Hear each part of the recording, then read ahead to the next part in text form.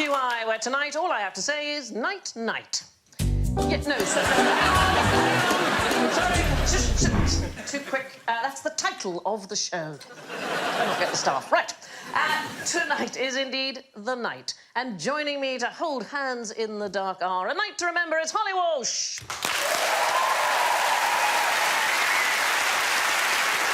A Night on the Town, David Mitchell. A Night on the Tiles, Noel Fielding.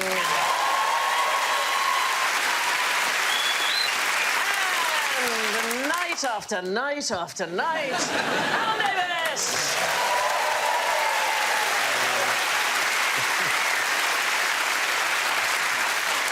And then midnight buzzers buzz like this, Holly.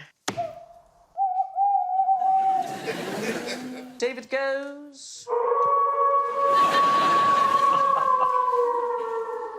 Noel goes.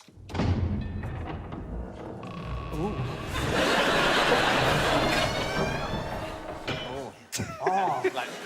And Alan goes.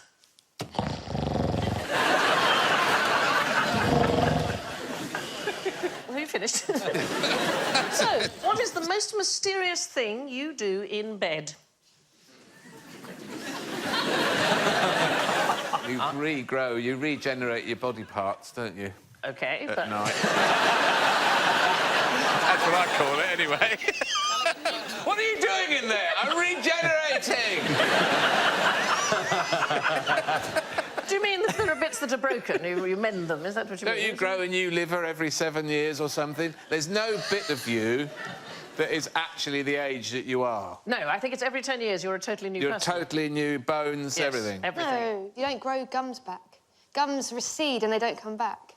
You can't go, oh, I think I'm going to grow my gums long this year.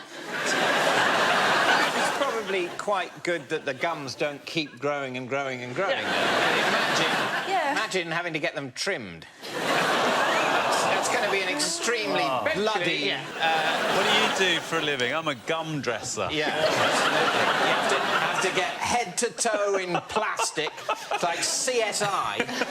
When someone comes in for a long overdue gum trimming. You have to show them the back of their gums. Yeah. So, the most mysterious thing that we do in bed, all of us... Dreaming. It's also related to the most mysterious thing. I used to sleep talk, that's... Do what you? yeah. What do you say? Anything of interest? I think the most memorable thing I said was I sat up in bed and I said, brilliant.com/awesome. And then I went straight back to sleep again. Have you put brilliant.com/awesome into the internet and see what comes up? Maybe it's a picture of you. Yes. It's the hidden camera in Holly's bedroom. So, the most mysterious thing that we do, it involves dreaming, it involves sorting the body out. What is the all-encompassing thing that we do, and we don't really know why we do it? Breathing. It's sleeping. We have no idea. It is the most mysterious thing that we do in bed because we just don't know why we do it. Why would you end the day unconscious and basically paralysed and leave yourself available to attack by predators unless there is some fantastic evolutionary benefit that outweighs the risk? And the fact is, we just don't know. People have thought it was to do with energy conservation. Yeah. It's ridiculous because you actually don't save much energy. Really? No, not when you sleep, no. How many days can you go without sleep for before you die? If you stay awake for 17 hours, it's the same as having 2 glasses of wine in terms of how it would affect your performance. Red wine or white wine? If it was white wine, then I'll just start crying. Oh, would you? Oh, you're bad drunk. Yeah, I'd never once drunk more than 2 glasses of white wine and not use the phrase, why don't you just dump me then? Even to people who you're not in a relationship. No, you save about 110 calories each night, so a 2-finger Kit Kat is 107. It's not a lot, is it? But that's the only energy saving. That's the only energy saving. So when you wake up in the morning, you can have a 2-finger Kit Kat? Help yourself. Gratis. Yeah, it totally wipes it all out, frankly. It's a classy breakfast. Morning, everyone! So the theory that I like best, there have been some scientists at the University of Rochester Medical Center in New York, and they think it's when our brains are cleaned. And it may be that's what's happening to us, is that we are clearing the brain out. There's a Professor Maiken Nithergork. I have instituted random Scandinavian facts, which I call the Randy Scandies. She's a neuroscientist, she's a woman, and she's Danish. So this is a fantastic person to quote. And she says, you can think of it like having a house party. You can either entertain the guests or clean up the house, but you can't really do both at the same time. That's the theory. But how much you sleep depends on your own circadian rhythm. So I didn't sleep very much. Are you, anybody here a good sleeper? I've got a 5-month-old baby, so I only sleep in hour-and-a-half chunks at the moment. So if you just come for a break just tonight... This is the best thing that's ever happened to me. Genuinely, I went to the dentist the other day and I had to have a filling and I lay back and I was like, I think this is the closest to having a relaxing time that I've had in 5 months. It was so nice. Did he trim your gums? Yeah. Are you a good sleeper now? Do you sleep well? Yeah, I can sleep a lot, yeah. Apparently what you should do to find out how much you need to sleep is you should spend a week not having an alarm clock at all, and you should let your body just wake up when it needs to and log how many hours, and if you need 6 hours and you need to get up at 7 a.m, then you know what time you've got to go to bed. Yes, but Sandy, you need a wee at 5. Yes. No matter what. Yeah, it's very annoying. And it's not like you particularly have that much wee to do. You get there and you think, why have you woken me up for that? I would rather have just left that in the bed. We could have just done it in the morning. Also, sometimes, in the middle of the night wee, you can start thinking about something stressful or get frightened by noises in the house. Yeah. It's best just to stay asleep till it gets light. I think really the solution is some sort of an apparatus where you could sleep on the loo. Yeah. My father was in hospital and he had a catheter fitted for a couple of weeks, and he said he'd never slept so well for about 50 years. It's the best thing that had ever happened to him. It's like when you go and stay in a hotel and they say never use the kettle because people pee in it, apparently. No. Yeah. The kettle! What? No. You see, I don't want to know those things. What? I mean, how far away is the bathroom? But I always think that must be a man who pees in that kettle. I can say, on behalf of men all over the country, we do not piss in kettles.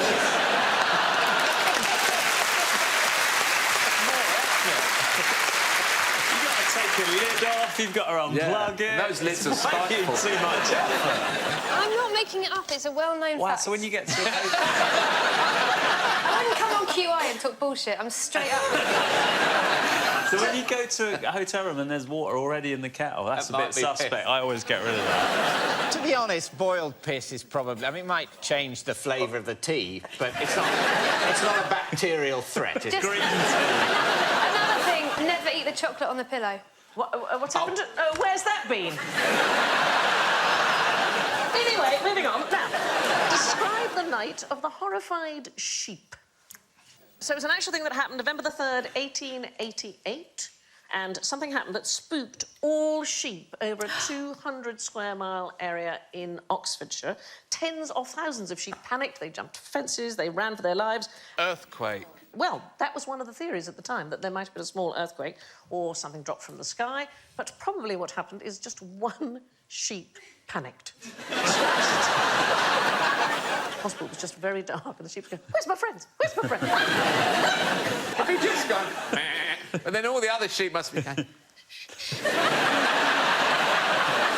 He'll think he's on his own. Yes. And then when he panicked, they all went, oh, my God! What have we done? Do you think if a sheep can't get to sleep, do you think he counts his friends? Oh.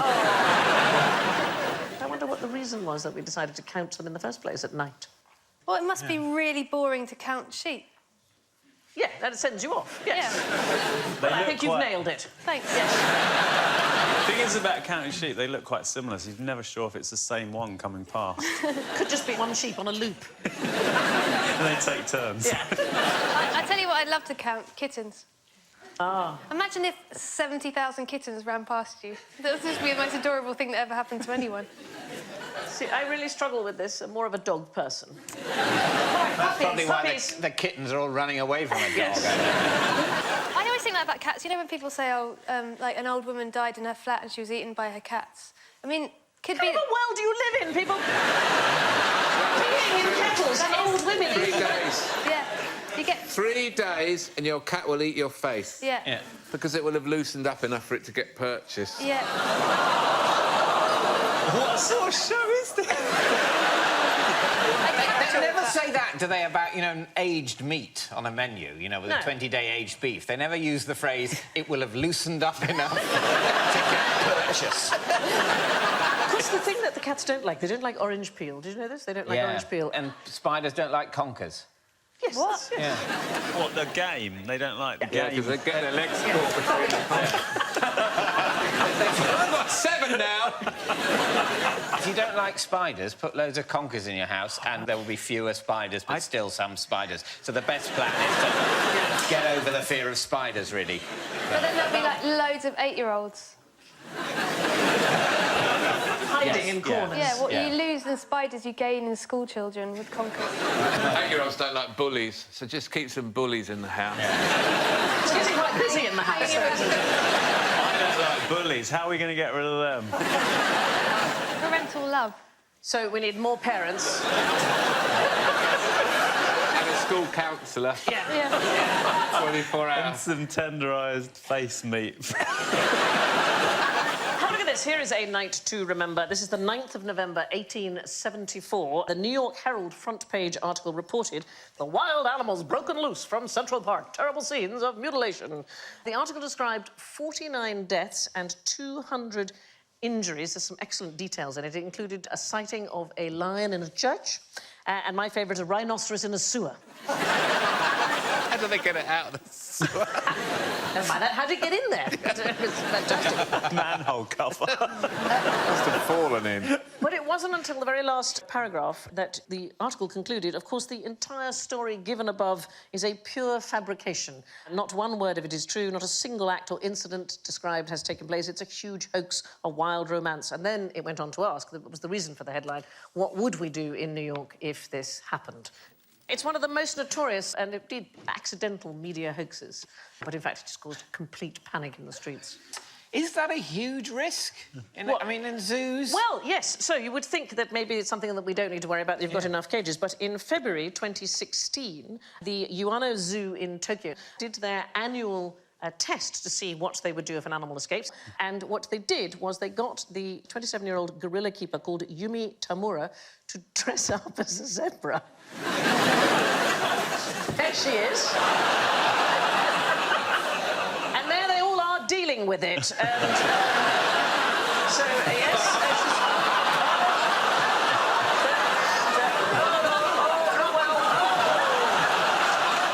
verified death. Now, here's my favourite moment, checking to see if animal is dead. Wow. The famous poke them with a stick. So you feel safe, don't you, if you're in Tokyo and an animal escapes? I went to London Zoo recently, and in the tiger enclosure, there's a platform there, and you can get up sort of at eye level and look at this thing. And we're standing there with the kids, and a woman came in with her little boy, and she goes, "Look at it, lazy, like Daddy."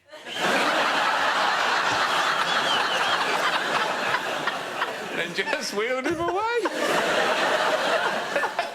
My wife goes, drip, drip, drip.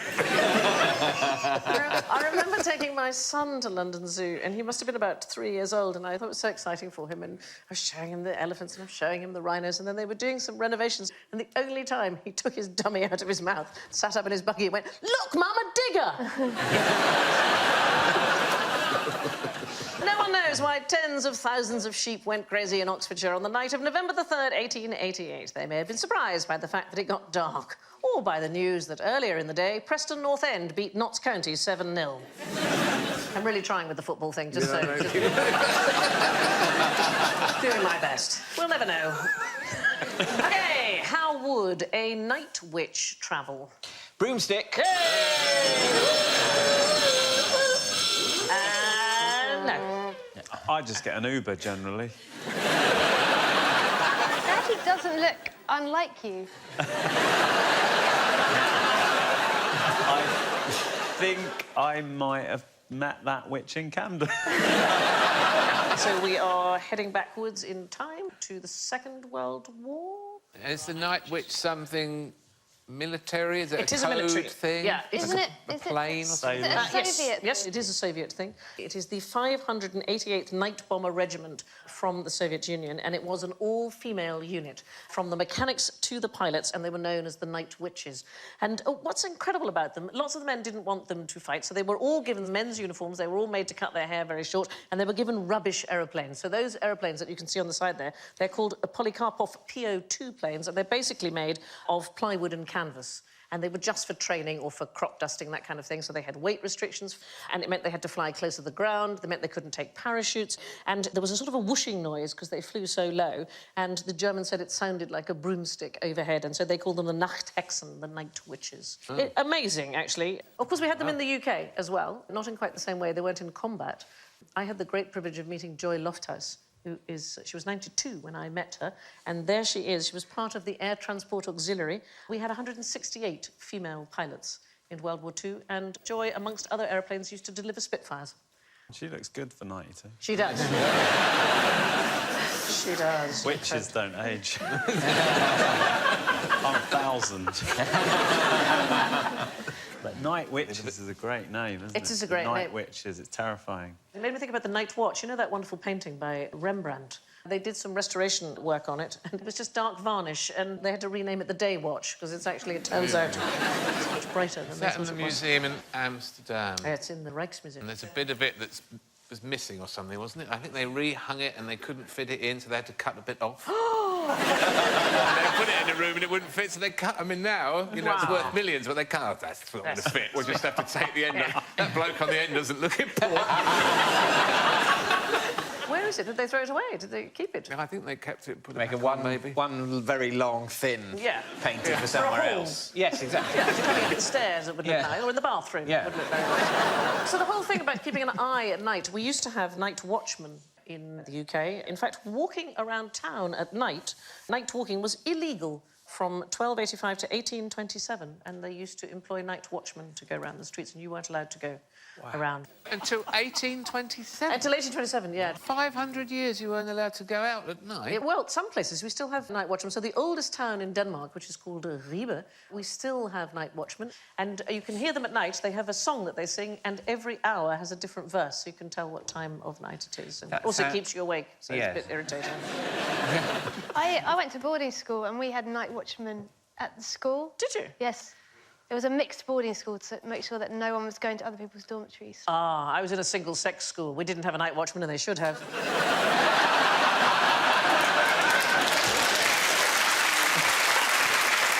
The Night Witches were the Germans' worst nightmare. So, my question is, what's your worst nightmare? I don't have nightmares. I just occasionally have dreams that are quite stressful. Oh, like what? Increasingly, they involve having to do my A-levels again. Oh. For some reason, I've been busted back to the sixth form, and I have to do my A-levels again. I keep saying, this is ridiculous. I've been to university. Why am I having to do my A-levels again? But I do have to do them again. And I wake up all stressed by it. And then have to go to the toilet. Yeah. It's quite nice, because I reflect as I go to the toilet that I don't have to do my A-levels again. So that's good news. Are you a nightmare person, Alan? No, but I wish I had a dream recorder. They're boring, though, when people tell you their dreams. They're so boring. Not other people's dreams. I don't want other people's dreams. My own dreams are amazing. People always go, oh, my hands were made of coleslaw, and then you were in it, and you had, like, really big, and you're like, this is so boring. Have you ever been, when you hear someone describe their dream and they mention someone's in it, and then you sit there rather hoping that you're going to crop up in it as well? And then you don't always, and you sort of go, oh, I've not invaded this person's consciousness enough. Sometimes I have dreams where I need to fight someone and I have no strength, and I'm supposed to get someone and I can never get there. And I'm impressed by all the various obstacles I can put in my own way that I invent in the night. But those aren't the most common sort of ones. The thing about being chased, not being able to get to the toilet in time. Being exposed publicly naked is a very big thing, and how you respond to that. So if it doesn't bother you, that suggests you are secure in real life. If you're embarrassed, it suggests you are uncomfortable about something. If you don't notice that you're naked, I think you have a lack of self-awareness, is, I think, what it would probably be. Do you sleep on your left or your right side? Because that may have some impact on whether you dream or not. Do most people have one side? Oh. I like Are that. you a tosser and turner? Yeah, I think so. Oh, my God, this is a dream, and you're going to wake up and go to the toilet in a minute. We're all in your dream. So what did you say, left or right? Right. OK, so that fits with the study that they did in 2004. You are more likely to have disturbing dreams if you sleep on your left-hand side than if you sleep on your right-hand side. So I'm good. So Yeah. That's you toss and turn. It could be either way. I didn't realise. Now I'm making a choice. Yes. You know, am I just going for rest or adventure?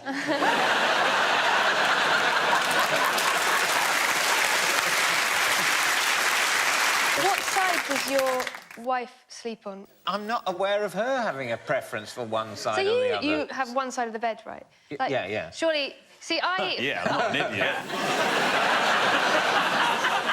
So my husband makes me sleep facing away from him because I breathe too loudly. That's quite weird, isn't it? Well, like those two in the picture. Oh, yeah. When I got married, another thing I found out, that it wasn't usual to put your underwear and your socks on before you put any of your clothes on.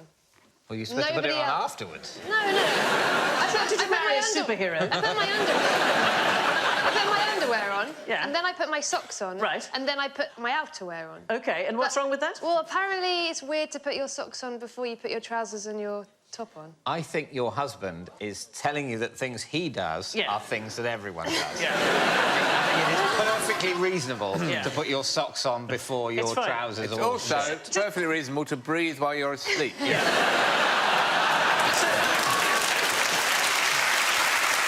The problem in your house is he keeps pissing in the kettle.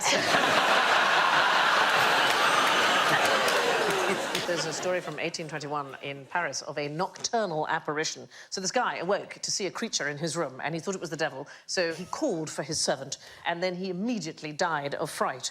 And the servant chased away the apparition, and it rather fits in with the whole zoo thing, because it turned out it was a large ape escaped from a nearby menagerie and climbed down the chimney. I know. So sometimes it's not a bad dream, it is actually a thing that has escaped.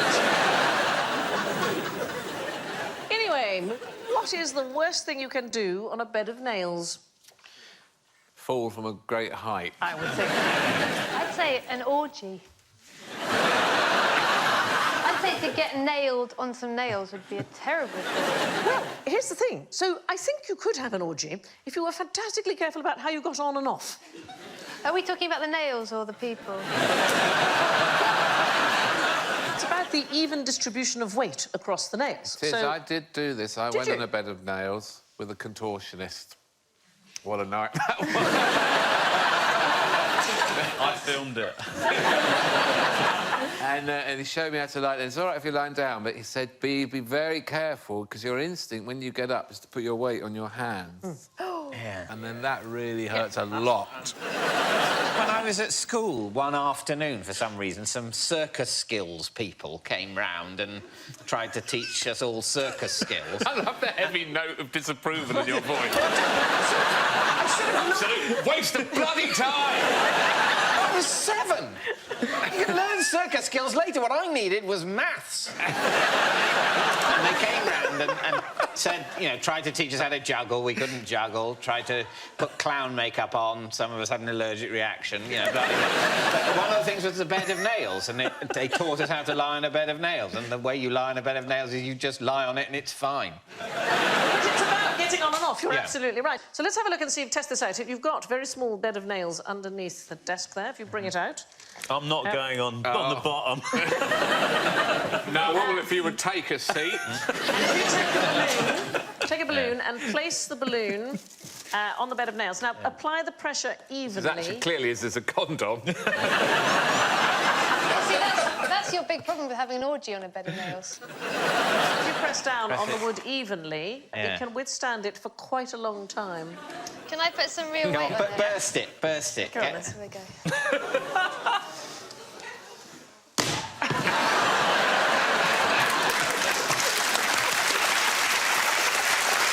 You've done, look, a lot. I'll try again. Fantastic. Oh, a fantastic amount of pressure. Great, I've got condom up my nose. Again. OK. Put your beds of nails away. Let's have a quick look. We've got some video here of a woman. Now, look how she gets on. OK, now watch. This is actually slightly terrifying.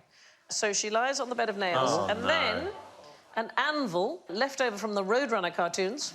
Her boobs. I know. Anvil in the boobs is worse than some nails in the back. Yeah. And rather pleasingly, a couple of spots which have been nicely popped there. Maybe that's going to be the new pampering. You know, it turns out that's nails. really good for the skin. You just get on the nails, anvil, couple of guys with some hammers. Yeah. Anyway, beds of nails aren't too painful to sleep on so long as you climb on carefully. How can you tell if a fish is asleep? That is not asleep, that is just breakfast. Still got his eyes open. Well, that is the problem, isn't it? Yeah. I think I know the answer to that. Yes. It bobs on the top of the surface. And then it's dead. And then your parents... No, your parents put you to bed early and then in the morning it's fine, but it's just a different shape and colour. I've heard that with goldfish, when they bob on the surface, it's often they're not dead. Yeah, they sometimes get air caught inside them and they can recover from that. And so many viable goldfish have been, you know, flushed down the loo as a result. And they're in the sewers now with a rhino. Yeah. Does the fish stop eating? No, so it's sort of the reverse of them swimming on the top. If you had a tank of fish, you see them hovering near the bottom. They go into a sort of trance-like state, and if you then fed them, it would take them noticeably longer to respond. And then there are dolphins and whales. They sleep by something called logging. They shut down half their brain along with the opposite eye, and the alert side is watching for predators and obstacles and so on. And then after about 2 hours, the sides reverse. So their brains get cleaned like 50-50. Bit by bit, yes. And it's weird we haven't evolved to do that, because you think we'd have survived better if we didn't totally close down. Well, the even weirder thing is that some animals hibernate, but they have to wake up in order to go to sleep. And if they don't wake up, they'd actually end up sleep-deprived. So they wake up to go to sleep. So it's a different sort of sleep. It's a totally different thing. And then there are ones that just go into torpor to avoid the heat. That's a different thing. It's not the same as hibernation. It's things like the water-holding frog, the western swamp tortoise, which is actually a turtle, and the African lungfish. So they go into a torpor to avoid the heat. Estivation, it's just a short-term drop in temperature. Now, where's the best place to sleep on the job? I used to sleep in the boot of my car. When Did you? In the university holidays, I worked for a textbook company, and I could do what they needed me to do in about an hour. And then I'd just go out and I'd just lie down in the back of my car. And I started taking a duvet in. A boot duvet. I called it a bouvet. I did get asked to leave after my boss saw me climbing out the back of my car. During working hours? Yeah, yes, I can see clearly that had would to have been a sleep. very bad thing. I had a job in a bakery and I lasted 4 hours. What did you do wrong? Well, the boss popped out, and when he came out, I was lying on the floor eating eclairs without using my hands. I was just going, oh. I'll go. And then he didn't pay me, and my mum marched down there and went, he did do 4 hours. He did do 4 hours, and then you can deduct the cost of the eclairs. So that's not the answer. What is the best place to sleep on the job? Oh, is it British Leyland in the 1970s? Oh, was that a popular thing? I believe that in the Cowley Works in Oxford, they had a dormitory that was discovered by the management, where they found, like, beds and, you know, duvets, very much like the back of your car, but on an industrial scale. But we're talking further away. We're talking... Space. Space. We are indeed talking space. Neuroscientists at Oxford University have been studying hibernation. They've been studying hibernation of the Madagascan fat-tailed dwarf lemur. That's a name that won't leave the lemur alone. No, it's just... Look at your fat tail, you dwarf. And they're trying to unlock the secret of suspended animation, and NASA have spent a huge amount of money because astronauts sleeping their way to the stars would use less water, less food, oxygen, avoid boredom. Their hair would grow, though, yes, wouldn't it? Their hair would grow. And here's the weird thing. The genes for hibernation already exist in the human body, and ironically, they're dormant. Of course. It's something that we have sort of forgotten how to do, the secret of suspended animation. So it would protect, for example, the health of astronauts. They currently have to exercise 6 hours a day, otherwise their muscles and their bones, everything atrophies. And some animals can hibernate for 6 months without suffering osteoporosis or any muscle wastage whatsoever. Apparently, lots of astronauts sleep on the launch pad because there's nothing to do. Marsha Ivins, and that is her there, completed 5 missions for NASA, and she said astronauts just take a nap. You're strapped in like a sack of potatoes while the system goes through thousands of pre-launch checks, and occasionally you have to wake up and say Roger or loud and clear, but basically you just sleep. Anyway, sleeping in space could help us reach towards the stars. What's the most dangerous thing, beginning with N, that you could be stuck in a lift with? Nigel Farage.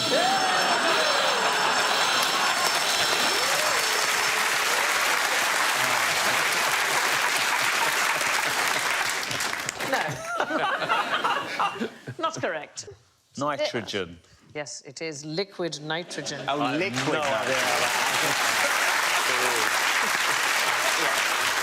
Liquid nitrogen explains it, because I'm pretty sure I've been in a lift with some nitrogen and lived to tell a tale. Yeah, no, liquid nitrogen. I like the idea, though, if you were in a lift with liquid nitrogen, when it opened, it'd be like stars in their eyes.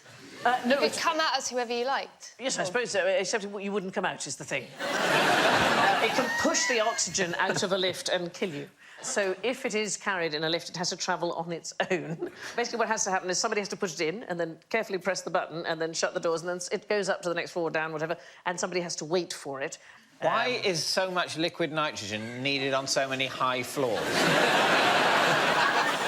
You can make ice cream out of it. Yeah, I'd say make it on the ground floor. Yeah.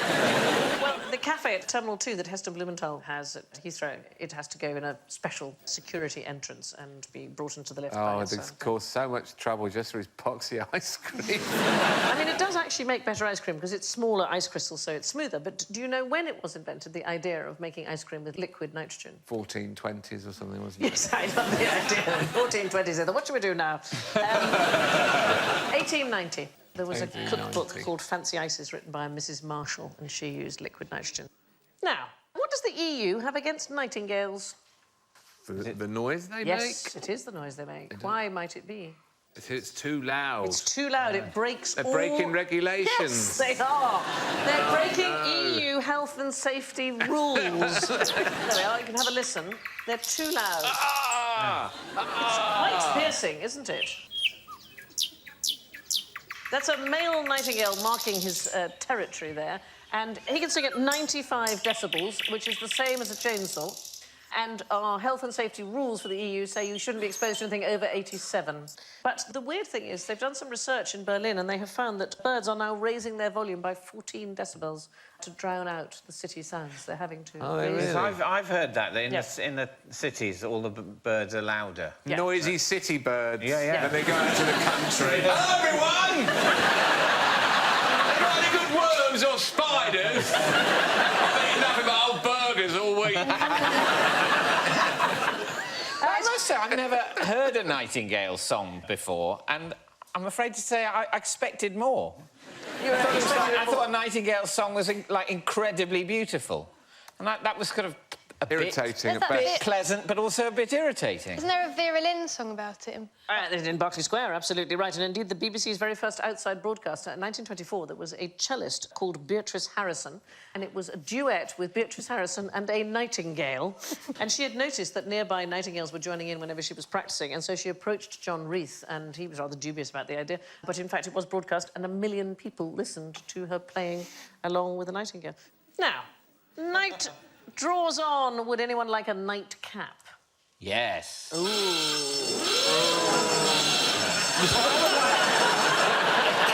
At this point, I would like to ask whether the word no is also attached to a buzzer, and therefore precisely how we could fucking win.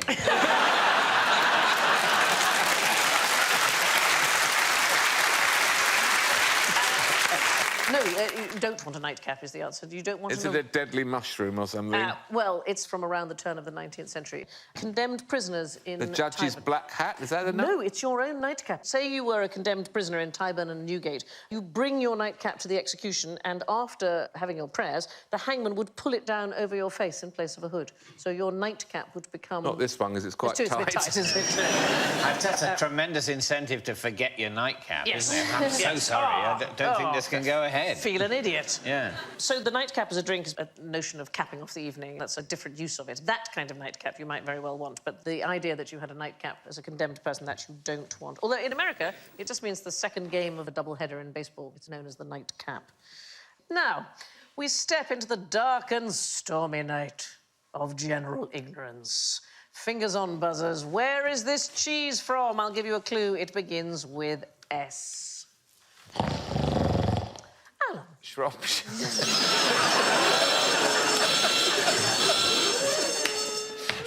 I don't know what made you think of it. Sometimes, you know, sometimes you yeah. say the obvious one, Yeah. and then you go, yes. But never to me. It doesn't come from Shropshire. Anything else begins with an S does not come from Shropshire. Spain, Sussex, Surrey, Scotland. Scotland, it comes from Scotland. It absolutely does. It was originally called Inverness-shire Blue or Blue Stewart, and I don't know why. They thought if they renamed it Shropshire, people would be more likely to buy it. So it was a PR job. So is it quite a recent invention? It's a fairly recent cheese, yeah. Rather like Stinking Bishop. Oh, yeah, that's like a made-up oldie-worldy thing, isn't It's it? 1973 it was Like invented. hobnobs. They're quite recent. Are they? Yeah, like hobnobs. Oh, that's an old biscuit. I'll have a hobnob. It's about something like 1981. I resent the hobnob's quick entry into sort of... It's a quick biscuit to refer to. In a joke, you go, oh, a hobnob or whatever. No, hobnob, you're new. Leave the biscuit references to the rich tea and the digestive. They've done the time. It's like a bloody ploughman's lunch. Add executives' inventions. And tonight's show was sponsored by Hobnobs. To whom we can only apologise. Stinking Bishop is actually named after the perry, so the pear drink that it's steeped in. Right. And the pear itself was bred by a man called Mr. Bishop, and he was so bad-tempered he was known as Stinking Bishop. So bad-tempered that once his kettle failed to boil as fast as he wanted it to, so he shot it. And then he pissed it. But does anybody know the price of the most expensive cheese in the world? It's called Poule. 1,000 euros. You're not far off. It is £700 a pound. What's so special about it? It's made from donkey milk, so I don't know if you've ever tried to milk a donkey, but it Kicks tastes... in the face a lot. You have to dress as an ice hockey goalkeeper. 25 litres of donkey milk to make 1 kilo of cheese of the Poule. So Is it very delicious? I've never had it. It's rather crumbly, apparently, and meant to be a delicacy. And it would be at that price. You wouldn't want to have a lot. You wouldn't want to think, oh, I'm tired, just open the fridge. Cracker. Melt fantastic. it on toast. Yes. I bought a rather nice lump of some sort of fancy cheddar, and it was in a waxy dome, you know. Baby Bell. Not a Baby Bell. Baby Bell. That'd be no. Could have been a very old Baby Bell. Like a pre-war Baby Bell. Really big. Anyway, cost quite a lot. And I thought I'm going to enjoy that. And then when I came home, my wife had grated it on the kids' jacket potatoes. She couldn't understand my indignation. You see, it's just that ridiculous. We're in the kitchen going, that's a very expensive cheese! She said, it's a Baby Bell. Yeah. Now, it's a beautiful morning. Look, there's a rainbow. What colours can you see? Red and yellow You're being very cautious. Purple and blue, is it? Something purple and blue. Red. Orange and purple. Not if it's early or late in the day. You will only see red, orange and yellow in rainbows, and that is because when the sun is low in the sky, the light has to pass through much more of the Earth's atmosphere, and only the red wavelengths will make it. Has anybody ever seen an upside-down rainbow? I don't think so. Have we all seen one? Well, it's just a thing. And you can see them in the sky. They're called circumzenthal or Bravais arcs. So a rainbow is formed when light refracts through raindrops, we all know that. But the upside-down ones are made by light refracting through ice crystals in clouds. Isn't it beautiful? Cool. It is seriously cool. Now, when is Sun Day and how long does it last? All right, I'm not getting into that one. Someone else can do that. Anybody to buzz? Yes, David. Between Saturday and Monday, 24 hours. Oh, dear.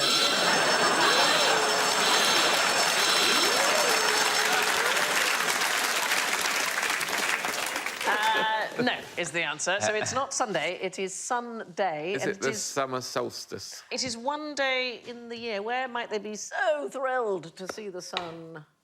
Oh, is it summer in Scotland? Slightly further north.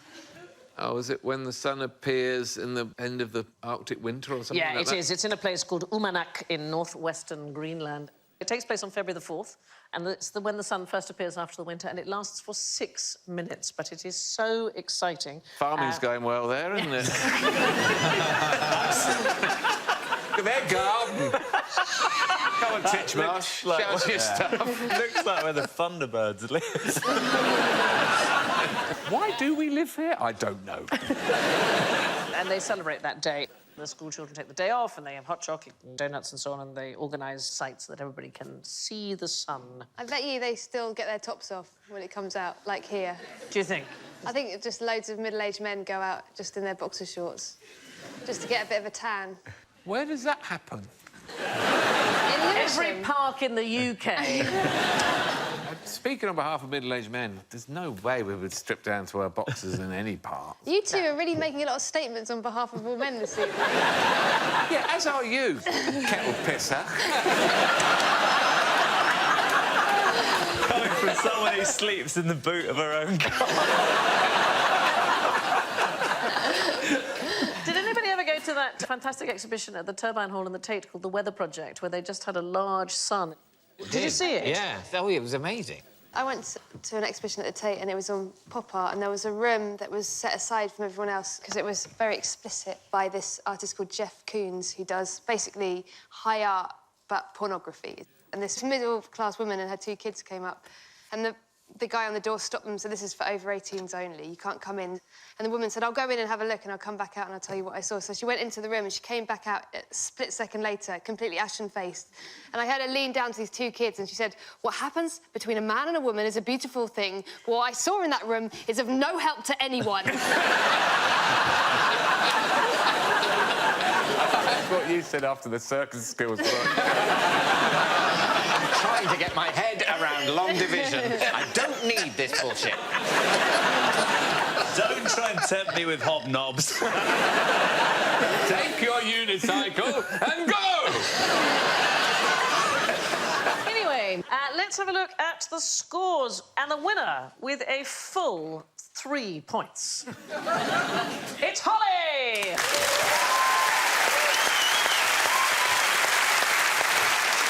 Second place with -8, it's Noel. In third place with -10, Alan. David, it's a magnificent loss, can I say? -37 in last place, it's David.